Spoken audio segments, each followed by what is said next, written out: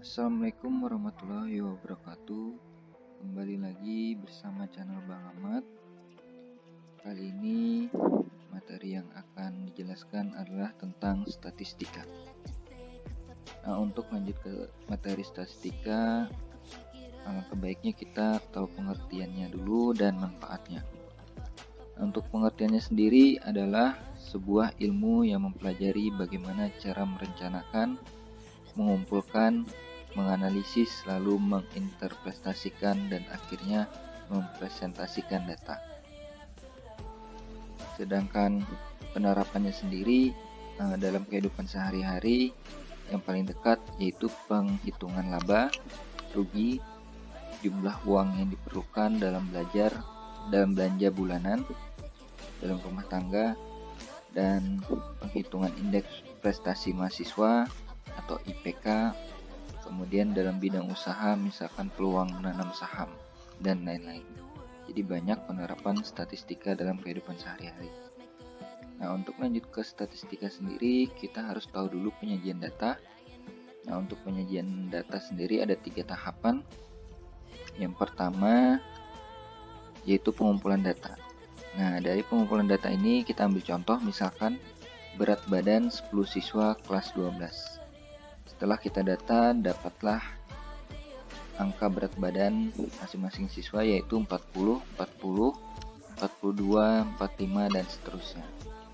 Nah, setelah kita mendapatkan data tersebut, berarti kita lanjut ke tahap 2, yaitu penyajian datanya.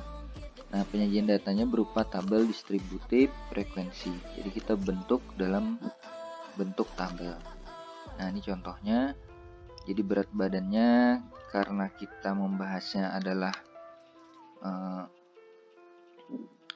data berkelompok, jadi kita bikin rentang antara 40 sampai 44, kemudian 45 kg sampai 49 kg, kemudian 50 sampai 54, 55 sampai 59, 60 sampai 64. Kemudian selanjutnya itu kita harus beri batas kelasnya. Nah, batas kelas sendiri kita ambil dari bawahnya dikurang 0,5. Jadi rentangnya tadi 40 dikurang 0,5 jadi 39,5. Sedangkan batas atasnya itu 44, kita tambahkan 0,5 jadinya 44,5. Nah, yang kedua, contoh yang kedua itu 45 berarti batas bawahnya 44,5, sedangkan batas atasnya 49,5. Kita lanjut ke frekuensi. Frekuensi sendiri adalah banyaknya data. Jadi kita lihat di tahap 1 tadi 40 sampai 44 yang memiliki berat badan 40 sampai 44 itu ada 3 orang, yaitu 40, 40, dan 42. Kemudian 45 sampai 49 itu juga ada 3 orang, yaitu 45, 46, 46, dan seterusnya. Setelah tabel dibuat, kita lanjut lagi untuk mempresentasikannya dalam bentuk grafik.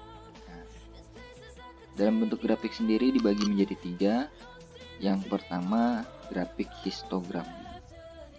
Nah, kalau grafik histogram itu gambarnya seperti ini. Nah, jadi yang kita ambil untuk bagian bawahnya yaitu batas kelasnya 39,5 sampai 44,5 itu ada 3 orang yang warna kuning. Kemudian yang berwarna hijau 44,5 sampai 49,5 juga ada 3, dan seterusnya. Sedangkan 54,5 sampai 59,5 itu 0, tidak ada kosong. Nah, ini satu grafik yaitu histogram. Kemudian grafik kedua yaitu poligon frekuensi. Nah, untuk poligon frekuensi berarti kita kembali ke tabel lagi. Nah, yang diambil tadi kan batas kelas, sekarang kita ganti dengan nilai tengah. Nilai tengah sendiri didapat dari rentang antara 40 sampai 44. Jadi ada 40, 41, 42, 43, 44, dan tengah-tengahnya itu adalah 42. Dan seterusnya, sama dengan 45 sampai 49 itu tengah-tengahnya 47. Untuk gambar grafiknya sendiri seperti ini. Jadi penulisannya adalah nilai tengahnya. 42 itu ada 3 orang, garis. 47 ada 3 orang, 52 ada 3 orang, 57 ada 0 orang, dan 62 ada 1 orang. Nah, inilah poligon frekuensi. Kemudian yang ketiga, yang terakhir, yaitu grafik ogib. Nah, ini hampir sama dengan poligon frekuensi tadi, tapi dia menggunakan batas atas. Di bagian tengahnya itu menggunakan batas atas.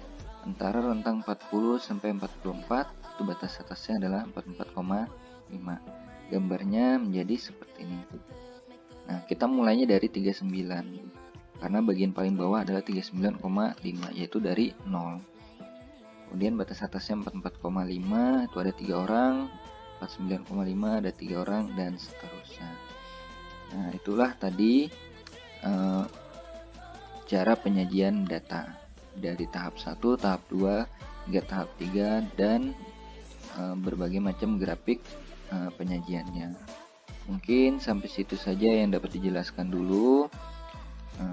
Jangan lupa untuk terus mengikuti channel Bang Ahmad, nanti banyak materi yang akan diberikan, ilmu-ilmu yang bermanfaat. Semoga semuanya bisa menjadi bermanfaat lah untuk kalian semua. Oke, terima kasih. Wassalamualaikum warahmatullahi wabarakatuh.